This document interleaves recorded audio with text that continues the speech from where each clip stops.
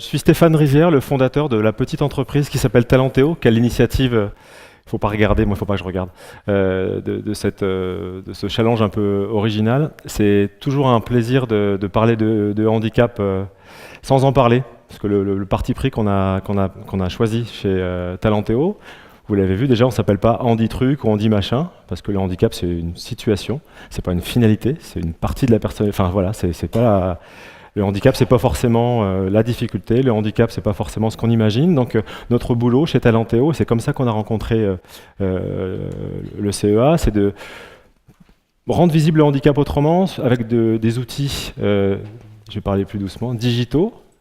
On fait partie de Digital Grenoble, par exemple, c'est-à-dire les réseaux sociaux. Donc je vous invite à aller voir ce qui est devenu le premier blog emploi et handicap en France, talenteo.fr. Ça fait un petit moment qu'on travaille sur le vecteur, avec le vecteur du sport.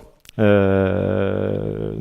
a fait de belles rencontres, on va vous les présenter, à la fois dans le monde du sport dit valide. On a des rugbyman avec nous. Et puis, dans cet objectif de rendre visible le handicap autrement, de rendre visible une certaine réalité qu'on connaît moins, on a fait de belles rencontres aussi grâce aux réseaux sociaux avec un champion du monde qui se présentera tout à l'heure, un médaillé paralympique, je pense.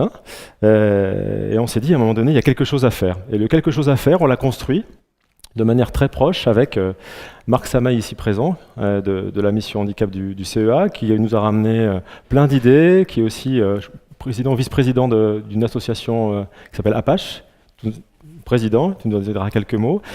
Et on s'est dit, il faut qu'on arrive à amener des personnes qui ne sont pas concernées par le handicap, si on parle de changement de regard, à la rencontre. Pour reprendre ce que vous disiez, Monsieur Bourguignon, c'est vraiment ça. C'est comment on fait pour se rencontrer quand on n'est pas concerné par le sujet, par un sujet qui n'est pas très sexy, le handicap, a priori, c'est pas très sexy. Et comment on fait pour aller à la rencontre des personnes qui en souffrent?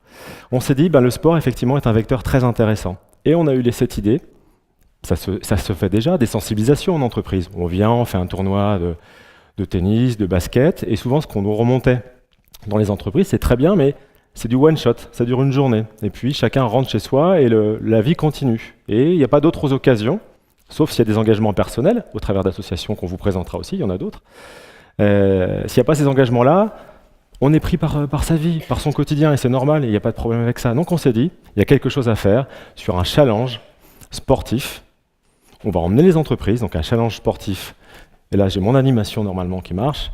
Un challenge sportif, voilà, inter-entreprise. Ça existe déjà.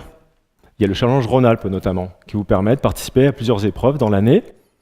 L'innovation par rapport à un challenge comme le challenge Rhône-Alpes, c'est de l'ouvrir vraiment à tous. Sportifs en situation de handicap et sportifs valides. C'est l'air très bien, donc je peux regarder. Voilà. Et ça, c'est une vraie innovation en France. C'est la première fois en France qu'un challenge de ce type va se tenir toute l'année.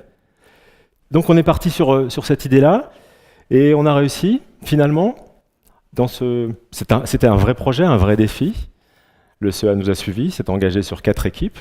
Puis une autre entreprise le CEA Grenoble, il faut que je dise CEA Grenoble. Le CEA Grenoble nous a suivis, et Marc nous dira peut-être pourquoi. Je te passerai un micro. Il y a des micros, c'est ça? Je ne sais plus où ils sont. Ouais.